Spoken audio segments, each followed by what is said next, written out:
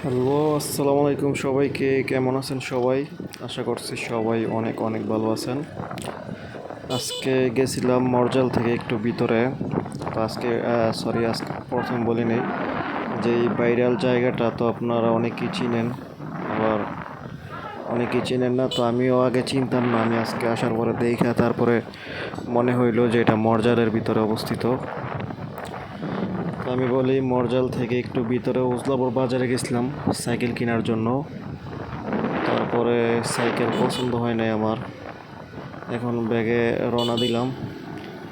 Morjal bus stand পর্যন্ত video করলাম আর কি, ভিডিও করে এই ভিডিওটা পোস্ট করলাম। তো সবাই ভিডিওটা কেমন হয়েছে কমেন্ট করে জানাইবেন। আর রাস্তাটা খুব সুন্দর। আগে যখন গেছিলাম তখন রাস্তাটা ছিল ছোট রাস্তা, এখন রাস্তাটা অনেক বড় করছে, রাস্তাটা ফ্রেশ। আর ভিউটা তো অনেক সুন্দর লাগছে আমার কাছে, যার কারণে ভিডিওটা করছি।